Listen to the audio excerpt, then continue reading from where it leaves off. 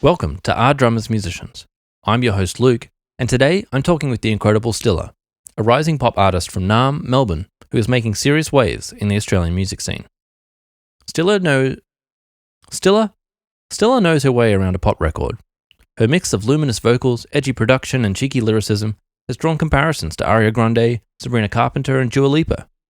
She's been praised by Triple J Unearthed and major media outlets with multiple glowing reviews, and even shoutouts from Charlie Puth and Jesse Nelson on social media. In this episode, we talk about what it takes to break through as an independent pop artist, managing content, mindset, and staying driven in an ultra-competitive industry. We also chat about creativity, the business side of music, and her vision for the future. Since recording this, Stilla has released her debut EP, STILLAVERSE, put on a massive launch show at the Northcote Social Club. I hope you enjoy.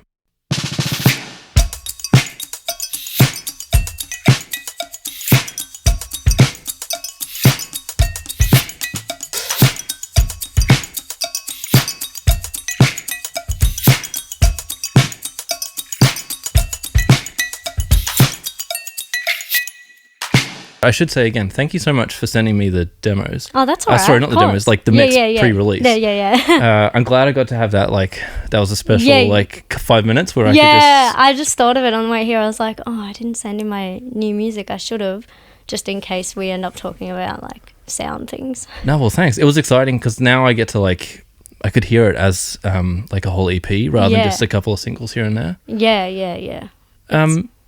Can I ask, first question to start the day, what's the most recent album that you've listened to? Funny you ask that because I don't listen to full albums as much as I should, but on the way here I was actually having a re-listen to, I think it's called Algorithm by Lucky Day. Okay. It was released this year. And I've heard songs off it, but I'd never done a full listen through. But I'm not all the way through yet, so I don't know if that counts. If it's not Lucky Day, then it's So Predictable of Me, Short and Sweet by Sabrina Carpenter. I think I read an interview of yours where you'd mentioned it, so I made sure I listened to it yesterday so I could try and... Which one? The Sabrina Carpenter one? What's the new one called? Is it... Short and Sweet. Yeah, Short and Sweet. I might have mentioned it. Yeah. It's like I should get onto what the new pop music is so that I can get a vibe for what you're going for, and That's true. I feel like it's one of the strongest pop albums I've heard in a while. Mm-hmm. So yeah, I've been really leaning into it and just sort of analysing what makes it so great. Yeah. Like how I can apply that in my own way and things like that.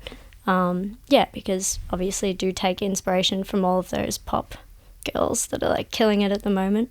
What were some of the main takeaways?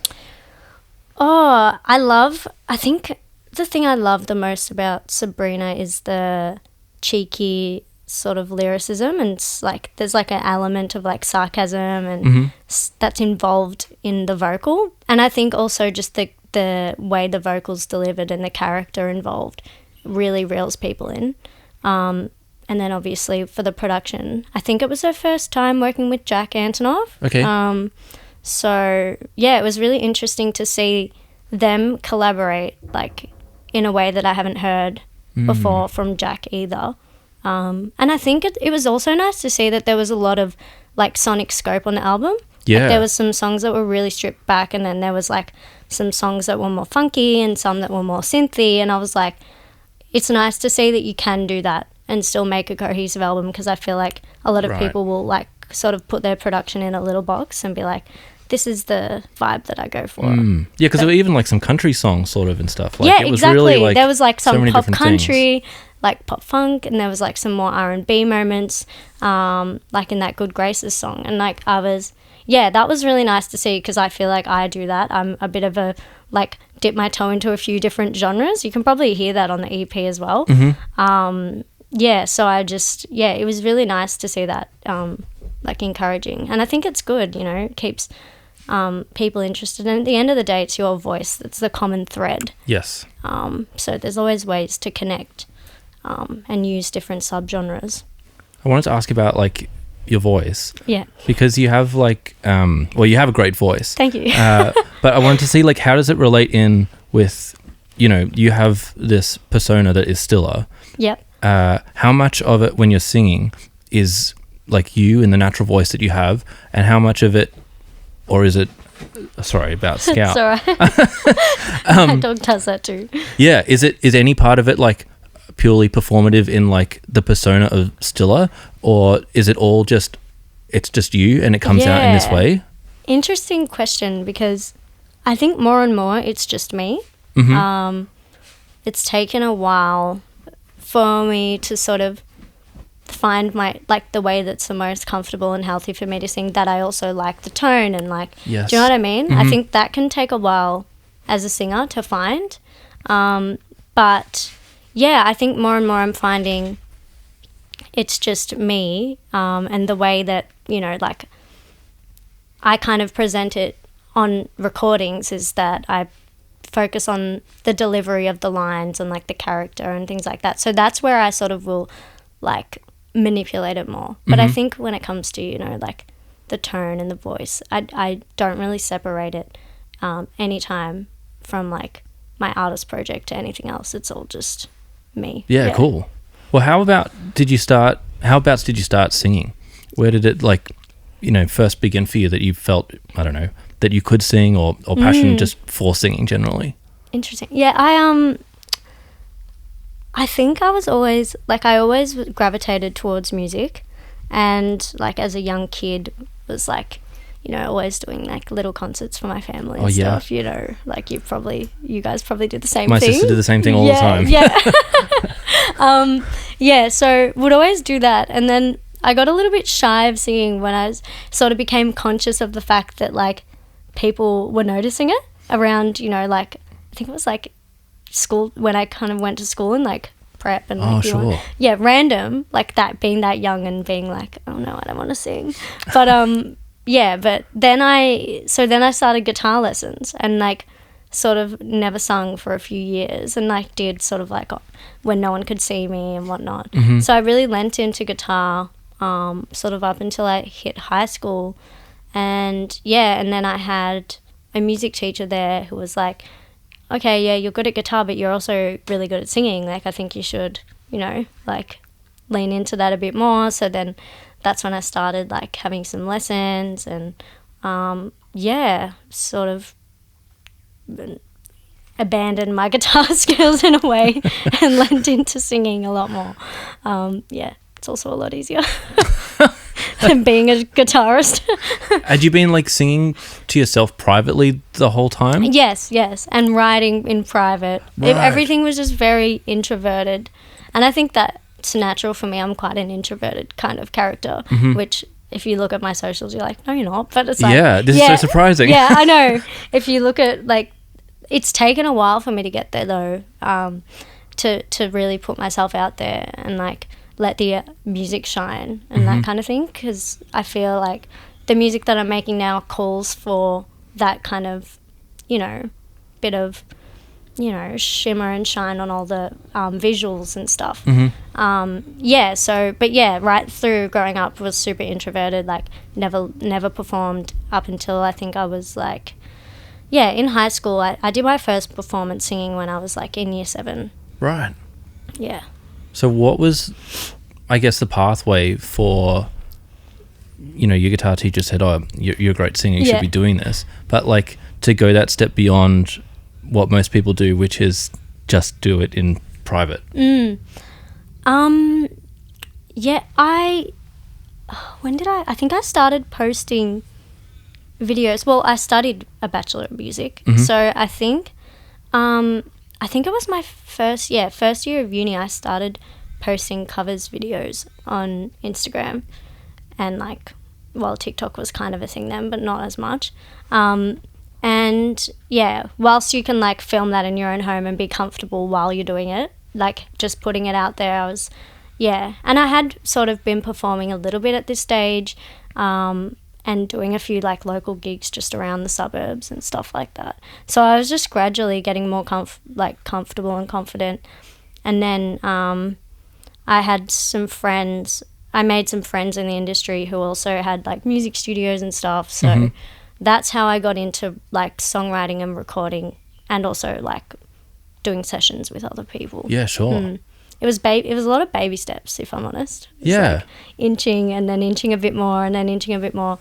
I think being at uni with a lot of other musicians as well helped. Because I, like at my high school, for example, there was probably only like 5 people doing our music, like VCE music class. Do you know what I mean? Yeah. So it was pretty isolated in the way that I didn't have that community. So I definitely think being at uni and like having industry professionals come in and sort of like explain how they got to where they were, like helped a lot. Yeah, sure.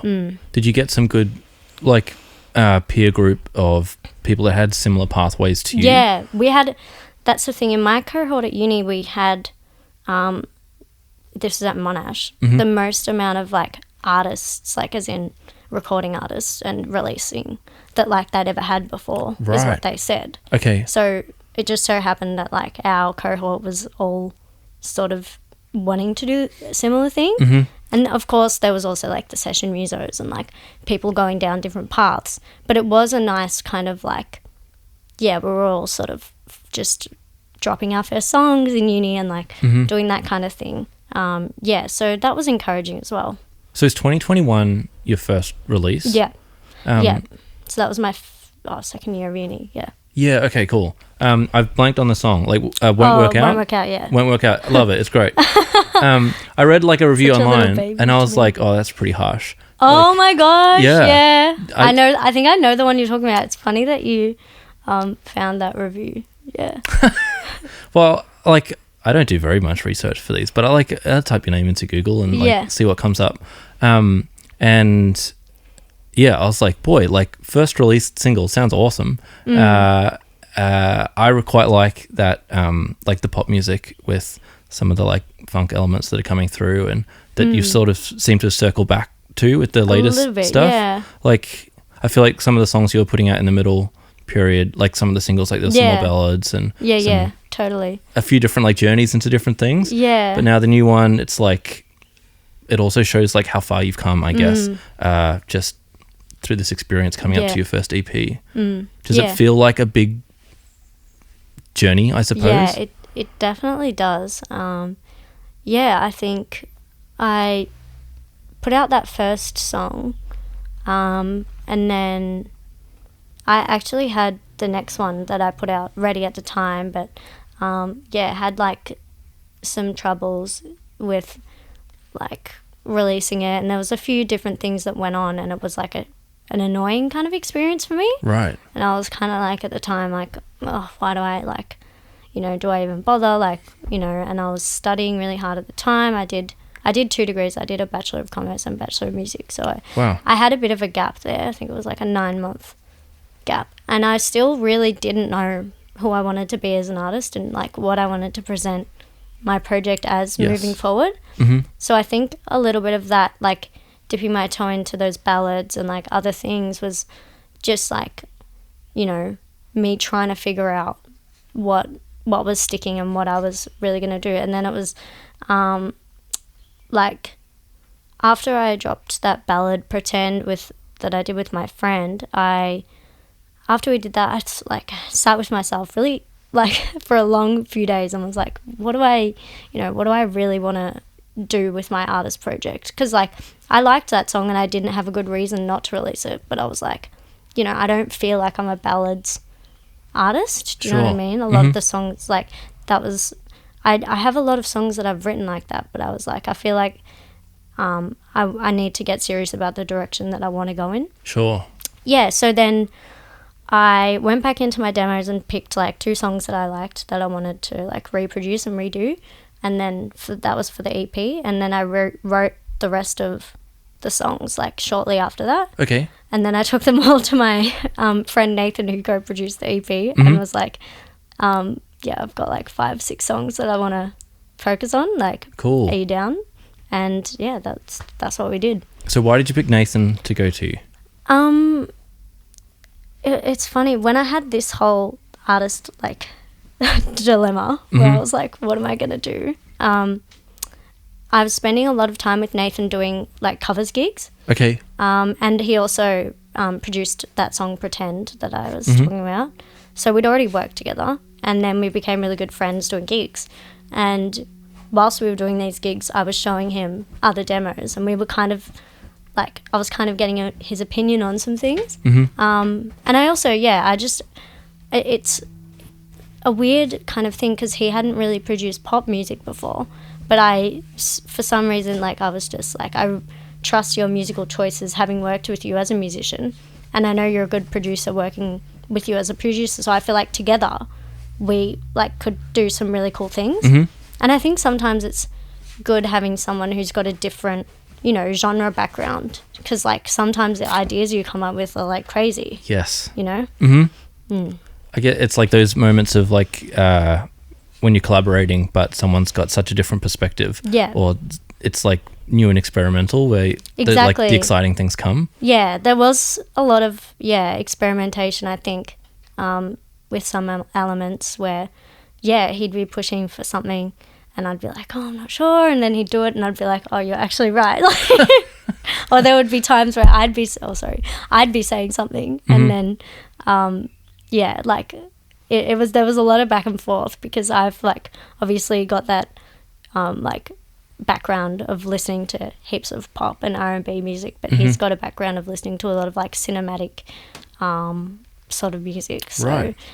So when you hear those like strings and things, it's like that's a lot of his influence. And then when you hear like the synths and the bass and like all that, that's like what I'm, you know, there was a lot of collaboration on the sound, but I think we did come out with something that's kind of unique in a way. So that was also the goal as well. I didn't want it to sound like a copy-paste pop record. I wanted, you know, some points of interest that were like, oh, that's different.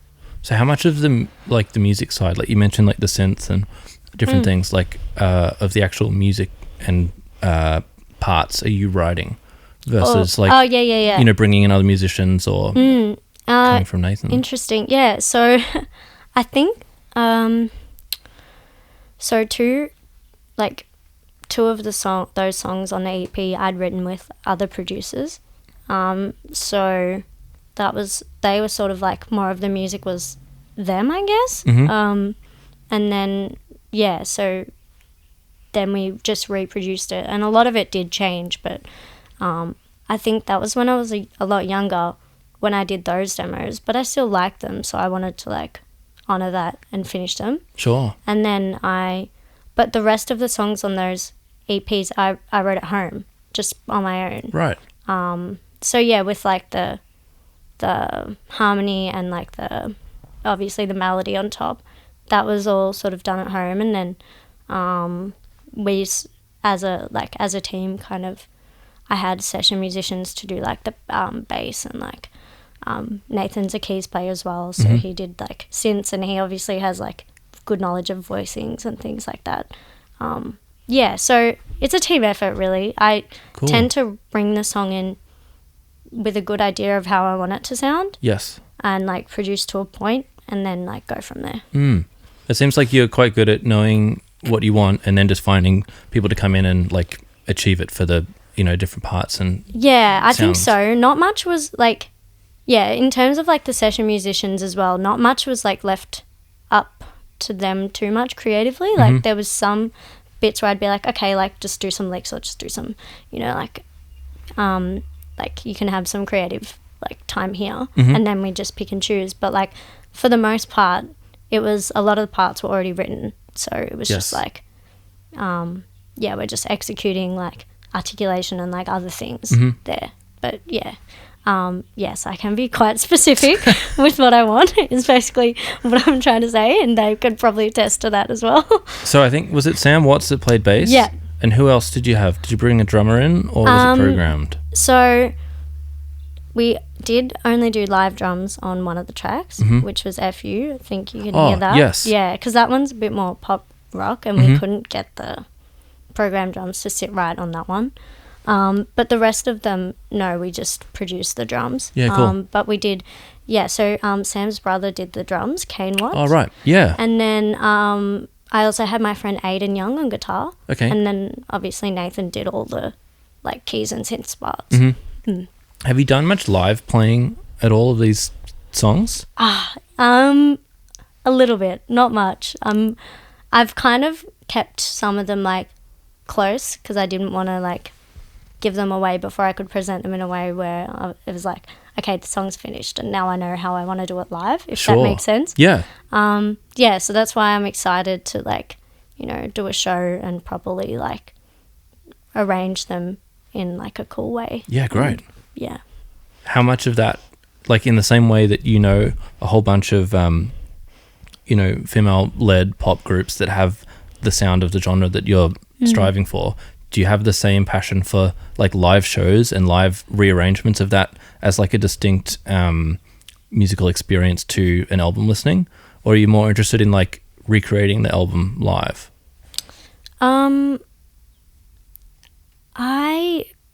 Sorry if that's an unclear. I mean, I'm kind of clear on what you're saying, but kind of not. Are you asking if like I'll change the arrangements a bit? Yeah, so like for instance, like I'm thinking of this old Jessie J concert, which is aging me.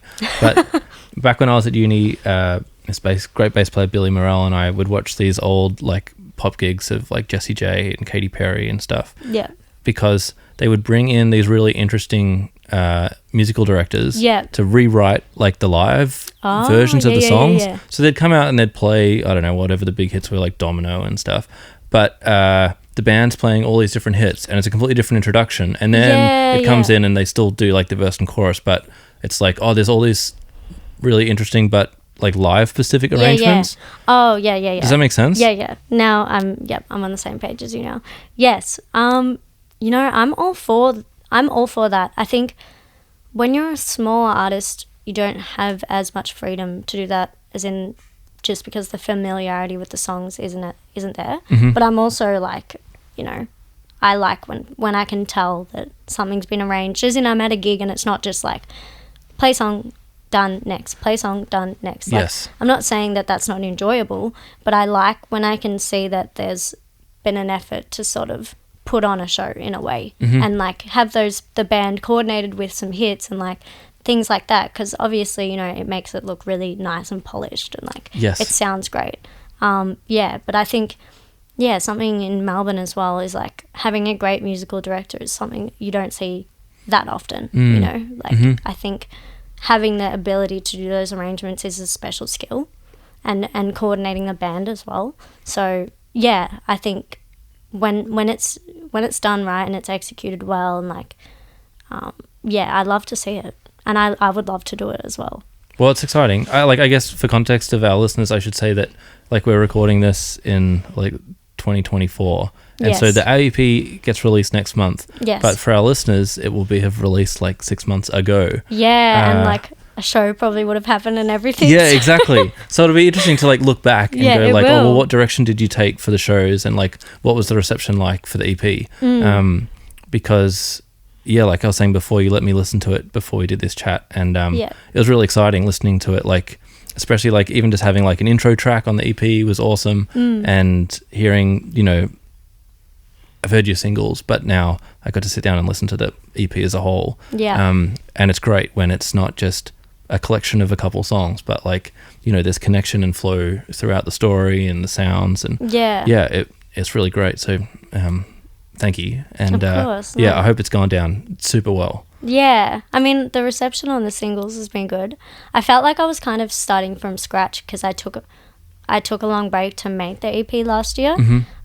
So, and it's different to the other stuff I've been doing, so I feel like I was kind of starting fresh in a way that I was like re-representing myself and my brand, and all of that, and also like trying to build audience and new audience from that. Sure. So I feel like, you know, considering I didn't have any like background or anything to fall back on really, I was like, I think the reception has been quite good, and hopefully like obviously with the EP we'll see when this is released, but I'm hoping, you know, just more and more people connect with it, and just gonna try and keep the releases rolling next year. We'll see. That sounds exciting. Yeah. How much of like your commerce degree and stuff like that have impacted it? Like the way you described before, that you had to decide what direction you were going to take your artistry in. Like some of these things are less, I you know, like you're saying, I write ballads and stuff as well, but I don't want to do it. Like, these are really big decisions that you're making, like, with purpose. How much of that is, from, like, the commerce and a business angle of a career in music alongside the artistry of music creation? Yeah.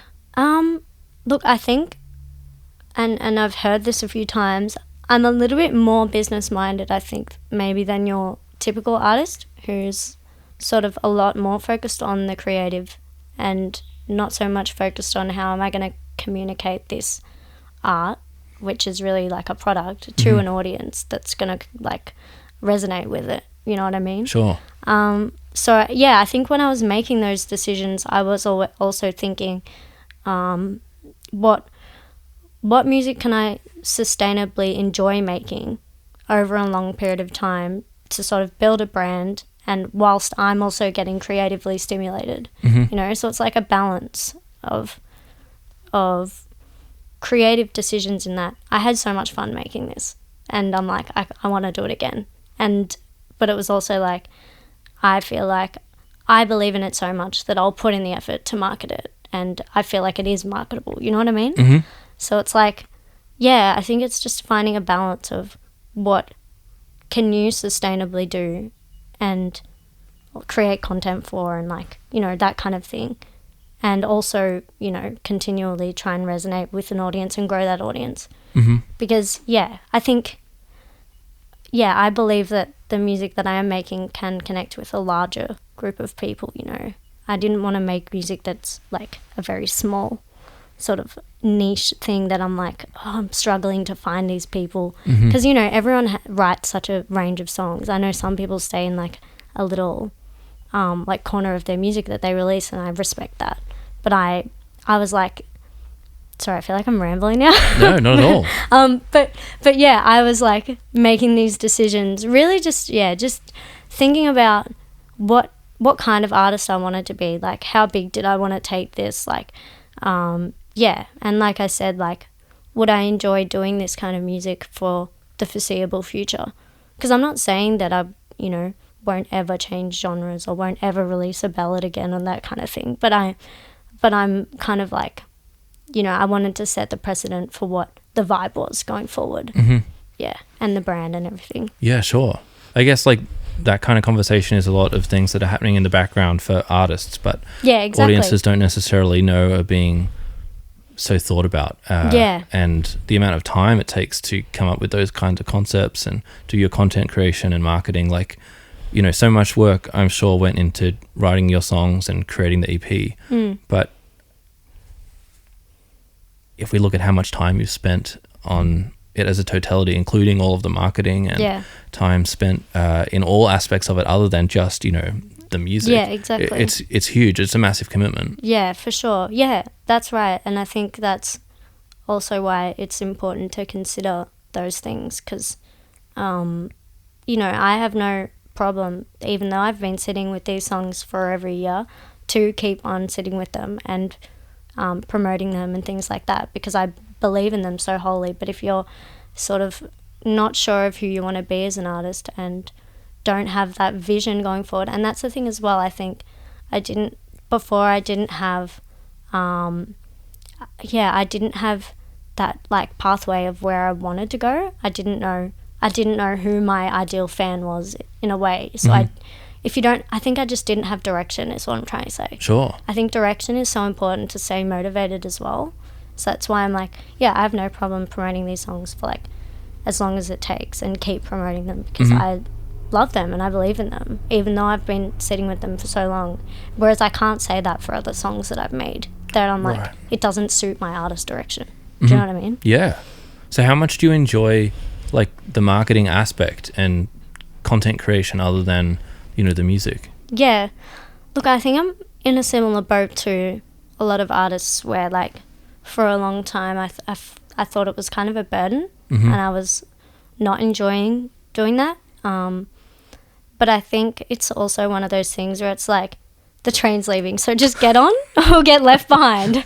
Like, you know what I mean? Yeah. Like, get on the socials train or just get left behind. So it's like, so I just sort of, when I created this EP, I was like, I don't want to sell it short in any way, shape or form. So I've got to like figure out a way to make this enjoyable. So I think, like I spent some time figuring out all the visuals, and even just like the less polished content, I've just got more comfortable, like more and more comfortable in front of a camera and like things like that.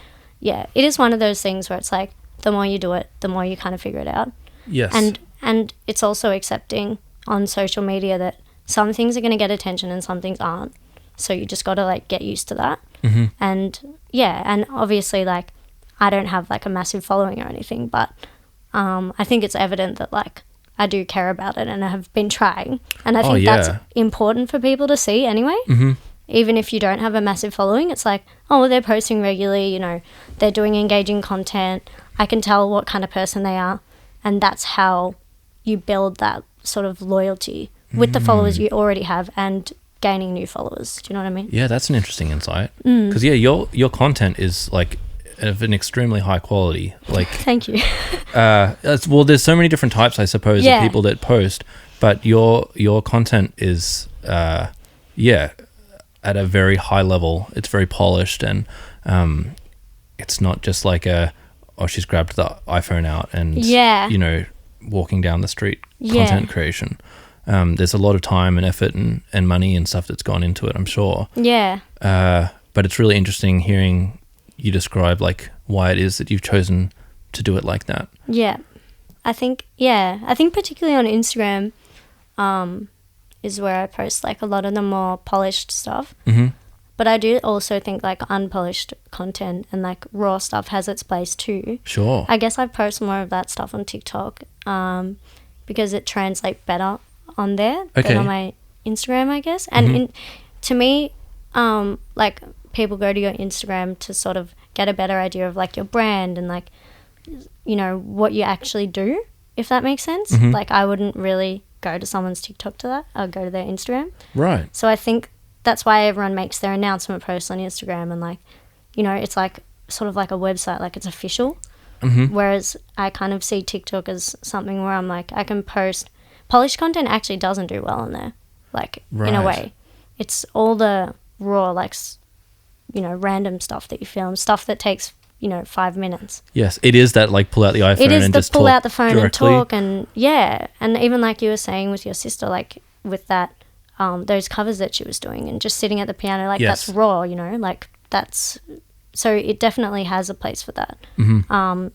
So I respect both like ways of going at it. I think just for my music in particular, it with the polished content, it does sort of like command that kind of like, you know, really well presented vibe, and like with the videos and everything, like it's definitely not that like DIY artist vibe that some people can do and it suits their sound.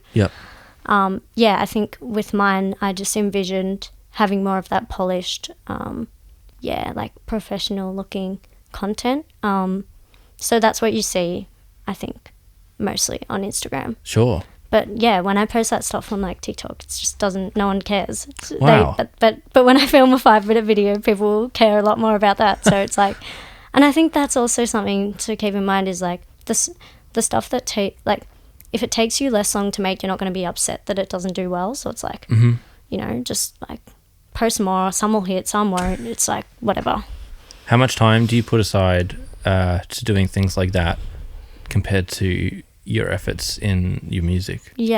I'd say I put time aside every day for socials. Okay. Probably like at least half an hour. Probably an hour if I'm being honest. But like, because I'll try and post something on like every day, you know, somewhere across platforms, and like I don't post on every platform every day, but you know, I'll try and work at it every day in some respect, if that makes sense. But like compared to the actual like creation of music, I don't know, I probably spend like 3 to 4 full days a week in the studio, and then like if you add up the hours I spend on social media, that's probably like 1 full day. So I'd say it's like, you know, relative to like a quarter of the time I'd spend actually making music. Yeah, sure. And I think that's what is a misconception as well, because before I did embrace like the whole social media aspect of being an artist, I always thought, and I've heard this from other people, like I don't want to spend time doing social media, I want to spend time making music. And it's like, yeah, it's pretty commonly said. It's commonly said, yeah. And I think I overestimated the amount of time you have to spend, you know. Like all the polished content you saw was from like one massive shoot, and now I've just been like cutting it up and reusing it and dividing it up over months and months. So yeah, I think if you're almost like clever about it, you can actually be efficient with it, and you get better at it as well. It's a learning curve, I will say that. Yeah, and also just like not being afraid to see what's working for other people as well. You don't have to try and reinvent the wheel all the time. Like, don't have the energy for that. We're already trying to reinvent the wheel with our music, you know what I mean? Like, yeah, sometimes it's just, it's better to post something than nothing, I think. Well, as like a self-described introvert, how does the like dance and like choreography, costumes and like polished content where you are like the feature like work into like the confidence that you have to like put yourself out there publicly? I know, and like distinct from just like standing behind a microphone and singing, but actually like dancing and making these like highly polished music videos and stuff like that. It's like as an onlooker, you're not holding back from being in the spotlight.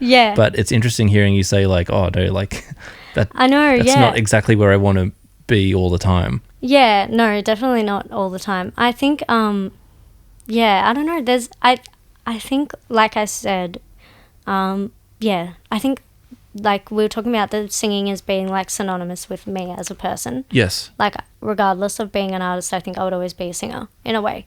Whereas like the visuals, I think, is sort of contained within the artist like vision, if that makes sense. Yeah, sure. And I think I've just been pushing myself like to be that tiny bit out of my comfort zone for a long time. So then now it's just like extended like as far as somebody saying, oh, you're so out there, you know what I mean? Like you're so like an extrovert, like you're so spotlight, like your main character energy, like I've literally got that in one of my songs. And it's funny because it's like, how long before you do that, before you just are an extrovert, or before you've just changed as a person? But then I still very much, you know, like need my own space and love my alone time and like things like that. So I think it's just that at heart I'm a performer, and I can do that in front of a camera, in front of an audience, whatever. But then I think, you know, your personality can be a little bit different to who you are as a performer, you know? Like, there are famous people who say they don't like being famous, like Adele, if that makes sense. Yeah. Like, like who you are as a, like, day-to-day individual. Yeah, well, look at, like, Sia. Yeah, like, exactly, like, things like that. And I'm not saying, like, I don't think attention bothers me. It's just, like, I think it's just my personality, like, I tend to be more introverted in that, you know, like, I'm just like in social situations maybe. I like one-on-one chats a lot better than big groups, for example. Yes. Yeah, like things like that. But I think I've just, gotten to the point where now I see like my performances as something that like I'm comfortable with being quite out there. And it did take a while to get there. But yeah, obviously it's working. Have you always been a dancer? No, I mean, I did like dancing growing up, and then didn't for like, it got to a point in like high school where I was doing dancing, guitar lessons, piano lessons, singing lessons. So my parents were like, can you like kind of cut it down a little bit? Like, you're spending too much money like on all these lessons. And I was like, oh, okay, well, I can't drop music, so I'll just stop dancing. Right. And I was never like the best dancer in classes or anything like that. Like, I did it because it was fun, and I did it with friends who I'd been doing it with since I was a kid. So it was sort of something that I'd known But I think it's one of those things where when you stop doing it, so like playing an instrument, you know, you can lose some of those abilities. But yeah, I think when I was creating this project and when I was doing like my final my final recitals at uni and stuff, I'd had a couple of people say to me, you know, you're quite animated on a stage, like why don't you consider like getting backing dancers and stuff. Right. And that kind of sparked the idea in my mind. And then I was watching music videos from like Greta Ray and like other pop people who were like doing really well. And I saw that even them who weren't like dancers had choreographers and dancers in their videos. And I was like, oh, you know, maybe I can like borrow some of that mentality where it's like, I don't have to be a professional dancer, but I can still like get it involved in the, you know. And I also just wanted to do something different because I hadn't seen that many people, you know, sort of like doing those kind of videos. So I was just, yeah. And it's also a way to, you know, obviously make it more engaging and like without spending a lot on like a story music video, if that makes sense. Sure. Because that's like a big production. Yeah. So I guess, yeah, answer to your question, like, no, I haven't always done the dancing thing, like, especially with the artist project. That only paired like this year. Right. Yeah, definitely. And I didn't even, I think I didn't even really see that happening until I was planning the shoot, and then I was like, oh, the video is going to be really boring if it's just me. and then I was talking to my videographer and I was like, what do you think if we like got some dancers in? And he was like, yeah, I think we should do it. So then I got, I was like looking at videos and credits and I was like, oh, how am I going to find a choreographer? Like it was kind of a time crunch. And then Andrew, who choreographed my music video for Under the Weather, also choreographed Greta Ray's Heartbreak Baby music video. Right. So I literally just found him in the credits and then found him on Instagram Oh, and then wow. messaged him and then met him for coffee like the next day, and then was like, all right, we're doing this. Great work. Yeah. So that's also the great thing about social media. They're like the power of the Instagram DM. Like you can make things happen like that if you live in the same city. Yeah. So, yeah. I thought it was really interesting that you were doing like a class recently where you had like people come in to learn the choreography to your music video. Was that another like content creation idea, or where did that come from? Yeah, that one's an interesting one. Yeah, so that was for my last single, Touch Me. So that video I did with a different choreographer, but was filmed the same day as the other music video. This is like a long, it's a huge day. Huge day, like 12 hours of shooting, which seems insane, but we did it. Anyway, yeah, so we choreographed, she choreographed this amazing like segment of the song, the chorus, and we ended up using it. She came and I like danced in the video and whatever, and we used it. But it was sort of like cutting in and out, and I was like, oh, the choreography hasn't really got its moment to shine here. So then when I had set the release date for the song, I went back to her, the choreographer, and I was like, what do you think about, because she teaches at the studio, doing some kind of event where we teach the choreography to people and, like kind of make a workshop out of it or whatever. And she was like, I actually already had this idea and I was gonna like ask you as well. So anyways, then like that was probably 3 weeks ago, and then we just decided on a date and like talked about a few logistical things. I made the poster, and then like that was it, and we just did it. Cool. Yeah. How great. And it was also cool because it's something different, you know. Like I think that one of the things about being an artist is like in this, at this local level, is things can get a bit like, oh, they're dropping a single, they do a single launch, like it's a little bit predictable in a way. And I'm like not saying there's anything wrong with that, but I'm also like, I always get perked up when I'm like, oh, that's different, when someone's doing kind of a different kind of event to promote their song that's not just a show. So I was like thinking of ways where I could do something like that. And then I was like, oh my God, we literally have a dance to this song. Like, why not do something with that?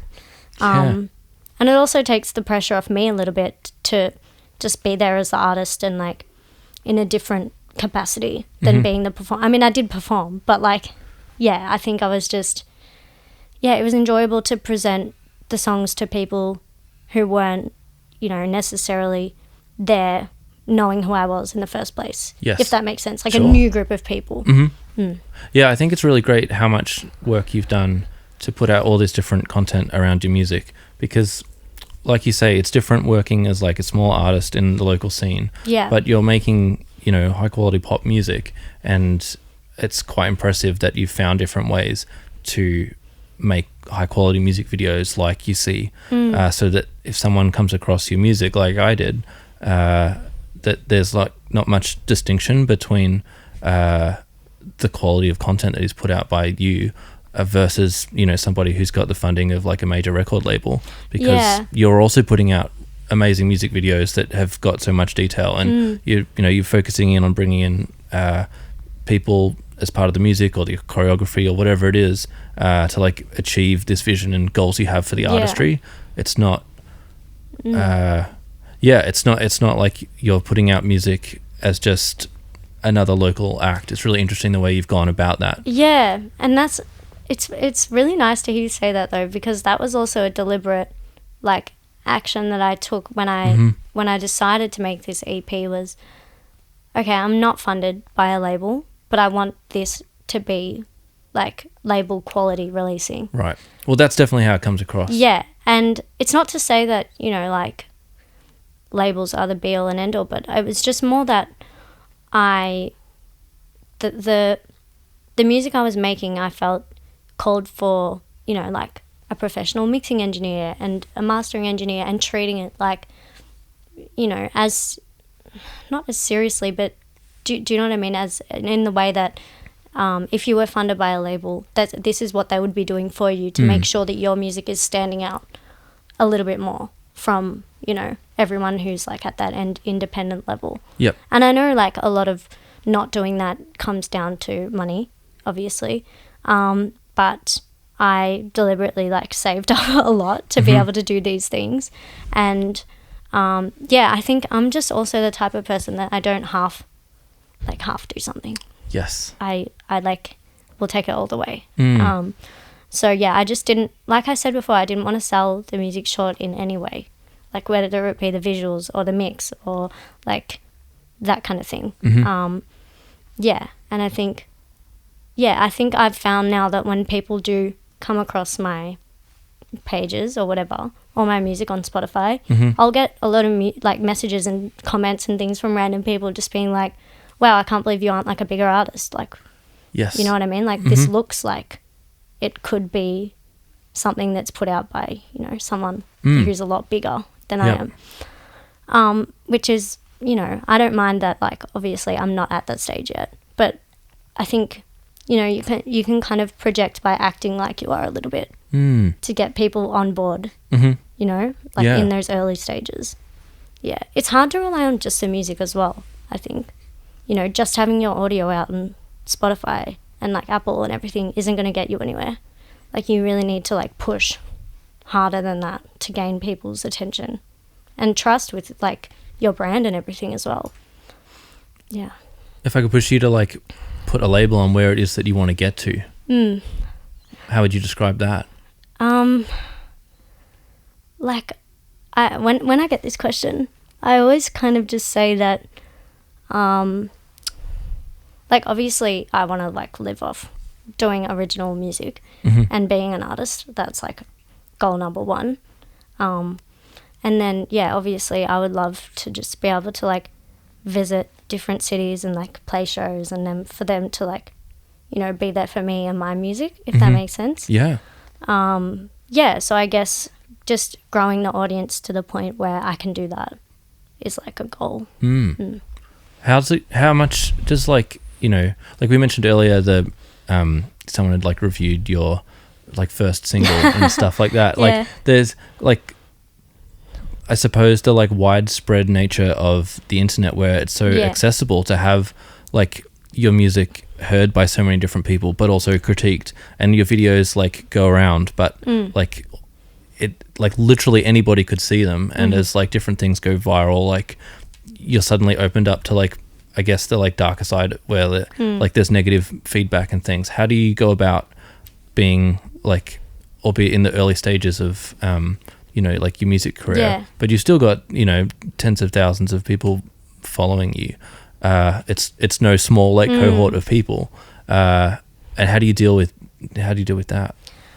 I think in like my past few years into entering the industry, I've like kind of practiced rejection therapy, where I've like gone for a lot of things that are just like a bit above where I am, if that makes sense.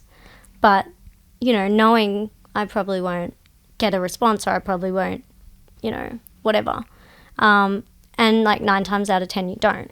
But I feel like I've gotten a lot of like no's or not yets or whatever, which is fine. But like, I think now I'm like, yeah, like you've got to take shots in this industry. So when I do get, you know, like I've heard no's now from people who I perceive as like important and whatever, but have carried on. So I'm like, if some random on the internet doesn't agree with me, then whatever. Yeah. You know? So, and even like blog writers and stuff, I think I'm just desensitized now, where I'm like, any press is good press. Give me those comments, like give me that write up, whatever. Like, you know what I mean? I think when you're in this industry, you have to have really thick skin, because even as such a small artist, you are still going to be applying for things and going for things, and like the competition's so high. There's always someone, you know, with more money than you, or with like a better team or whatever, more connections. So yeah, you just have to get used to like I said, like, you know, not always being perceived as like, oh, you're going to be a star, like you're going to be like, I think that notion like really wears off really quick. And I think, I've definitely had friends where they get bummed out when like things don't do well on socials, or they get like mean comments or like whatever. And I'm just like, the more you do it, like the less you'll care, and the more you sort of back yourself. And I think you just like, for me, I'm like, I'm just gonna do this to a point where it's like undeniable that I've like made an impact in a way. Like I don't have a doubt that I could get there. So, you know, when someone doesn't believe in it, I'm like, okay, you just don't see the vision. Like you're just not seeing what I'm seeing and what a few other people are seeing at the moment. You know what I mean? Yeah. Oh, thanks for sharing. It's like, it's an interesting insight into your process, and it's great seeing what you've done, and it'll be exciting to listen back, you know, when this podcast comes out, to see how far, you know, things have gone post the release of the EP, and then, you know, over the coming years. Like, I mean, that's the thing as well. Things can move slow, and I'm not like, and I know that, and like I think anyone you talk to who's had success in the industry will tell you that it didn't happen overnight, even if it looks like it did.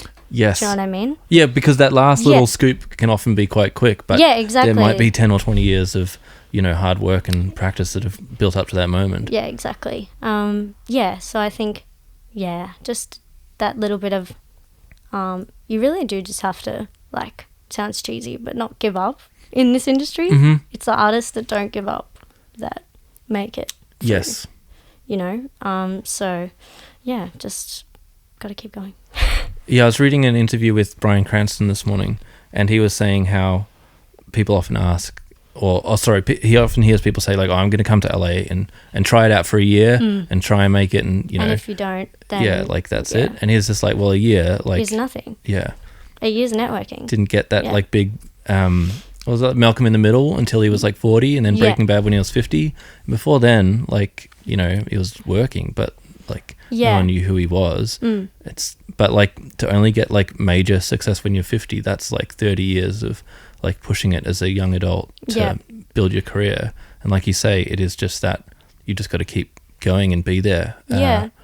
Because as everybody else drops off, like it's the people that are really working hard and driven, just like you, that are building and making great things. And I mean, I think like there's a certain amount of like, some things do happen quicker for some people, and like whether that be through connections or through, just right place, right time, whatever.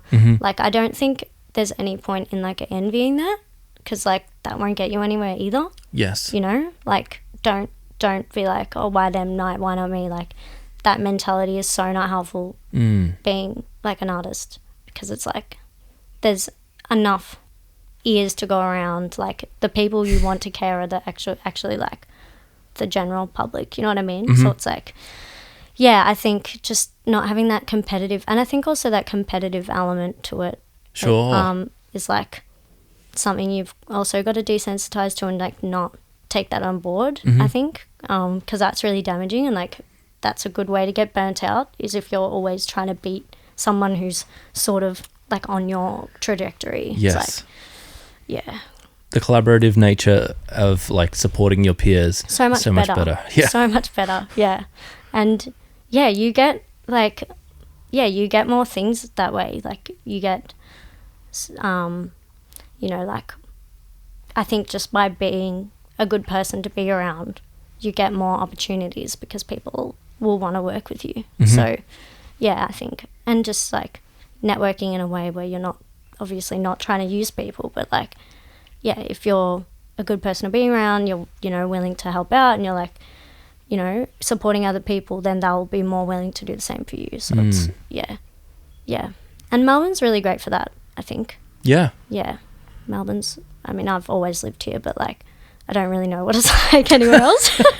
But like, yeah, from what I've seen now, whenever I go to a gig, I don't think I ever not know anyone really, you know? Yeah. Like that kind of thing. And that takes years. Do you know what I mean? It does, yeah.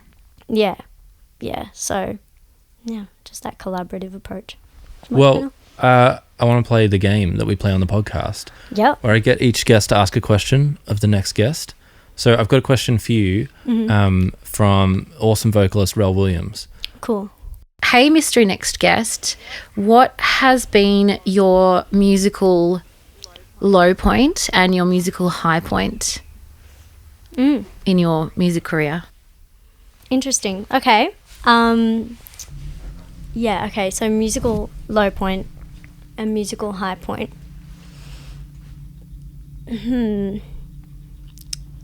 Low point, I think low point would be,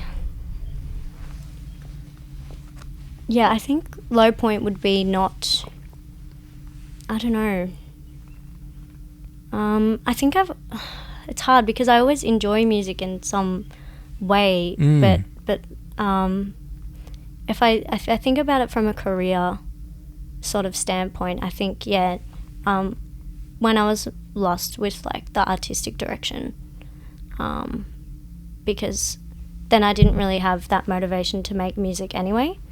Sure. Because I didn't really know where I wanted to go with it, which is, a little bit like, well, we should just make art regardless of whether it's going to go anywhere, which I do. Like, I still write songs without the intention of thinking, am I going to release this song? But I think, low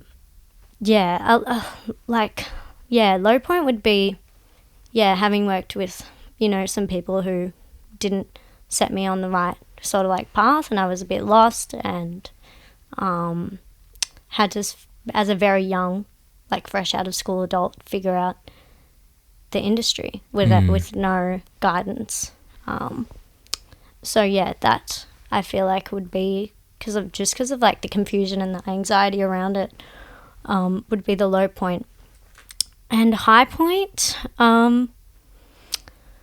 I feel like I'm almost at the high point right now, where I'm like just enjoying doing it. Awesome. Because sometimes I think you're always thinking about what you want in the future, but it's like, what I need to be enjoying what I'm doing right now as well. That's really important. Yes. So I think, I'd have to say, like, for this last, like, whilst I've made this EP and like been really sure of what I'm doing, that's almost been the high point, because like the anxiety around it's kind of been removed, and I'm like, I get everyone to see me as what I want to be seen as, you know what I mean? Yeah. So I think that's how I'd answer that. How cool. Yeah. What question would you like to ask our next guest? Okay. Now I need to think for a second. Think for as long as you want.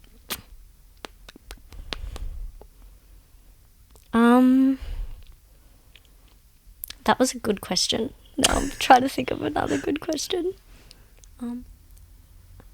Okay, I guess this question could be for anyone who makes music or is into music or whatever. Like,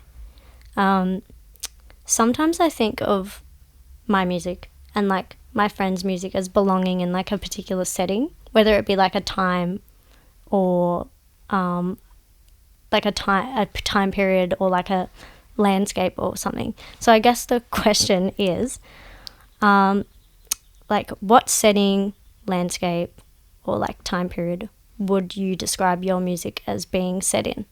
It's like, what environment do you imagine it in? Oh, that's interesting. Does that make sense? Can you give me an example, please? Yeah. So like my music, for example, I'm not so much on the time period thing, but like when I was making my EP, for example, the sort of like setting I was in was like a real like purpley, foggy, like flowery, like that's how I imagined it. And like there was like water, but it was all like chrome water. It's Wow. really weird, but like I don't know, I feel like obviously I'm a very visual person. So sort of like imagining the music sort of like where does it fit in this world, like imagined or not, you know what I mean? Yeah, fascinating. All right, I should wrap up the podcast with 5 quick answer questions. Okay. But this has been so great chatting to you. Yeah, so you too. thanks for being just, so generous with your time. Oh, of course. What is your favourite venue to play in Melbourne? One that I've already played? Yeah. Yeah. I think at the moment I've liked Nightcat a lot, but hopefully we'll see when this is released. I'm looking forward to playing Northcote Social as well. Oh, cool. Because I've heard that that's like a great It is. experience. You've played there? Yeah. Oh, okay. I love playing at cool. the Social Club. Yeah. What's yours? Have you? What's my favourite venue to play in Melbourne? I know you're asking the question. No, yeah, that's fine. Probably the Nightcat. Yeah, the Nightcat as well. The Nightcat's really nice. Yeah, I love playing at the Social Club. It's great. But I think for me, there's something special about the Nightcat and like the great gigs I've seen there. And, True. And then like it's around, so it's like an interesting experience, especially as like the drummer. Like you're sitting at the back and there's people behind you as well. It's like, yeah, I don't know. Yeah. There's something about the Nightcat that I love. I think that's a pretty common one. But your launch gig's going to be at the... Yeah. Sick. Pretty sure. 90% Cool. sure. We'll see. That's exciting. Yeah. What would be your dream venue to play at? Like in Melbourne? And globally? Oh my God. No, I haven't thought about globally. That's so hard. I don't know. If I was sticking to Melbourne, I'd probably say Forum because like you said, like the gigs I've seen there, I've really enjoyed. Yeah. Like as the patron who's paid for the ticket and everything. So I think that's really nice because I know also as the audience member that I love that venue. Yeah. And from other people I've heard, like it's so good. But yeah, globally, I don't know. I might have to get back to you on the global one. Sure. Because that's a lot of pressure. All right, fair enough. What is your coffee order? I don't really drink coffee. Fair enough. But I don't mind an iced coffee every now and then, like an soy iced latte. But otherwise, yeah, if I'm getting at a cafe and I don't want to drink a coffee, I'll get like a chai latte or something. Oh yeah? Yeah. Nice. What would be your favourite place to get food after a gig in Melbourne?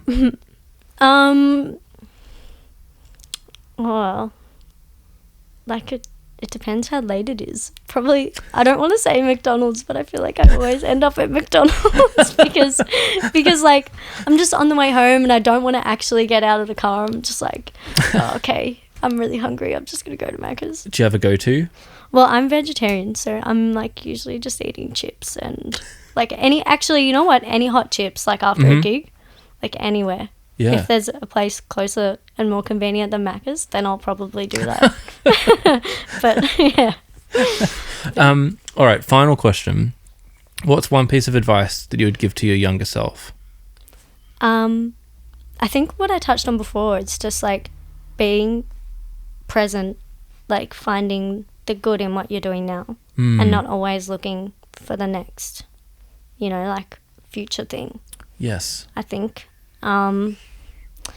Yeah, because, what is life if you're not sort of trying to enjoy what you're doing at the moment, like can't always live in the future or in the past.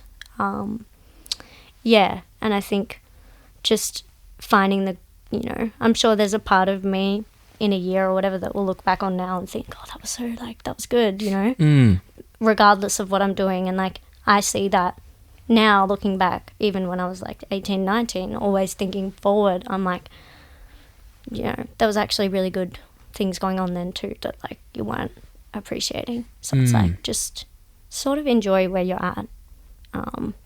And I think that can be hard as like someone who's pursuing a career like in the public eye and like as an artist, and like you're always being measured. But like, yeah, just appreciating where you're at in life, not just in your career. Yes. Yeah. You have such an interesting and mature perspective on all these things, like dealing with, the like professionalism you bring to your artistry and the business around it, and dealing with like other people's thoughts, and just like your advice just now to be enjoying what you're doing in the moment. Thank you so much for sharing it with me and the few podcast listeners, and it's been really great listening to your music, and thank you. I'll make sure I come down to see the launch gig. That would be good.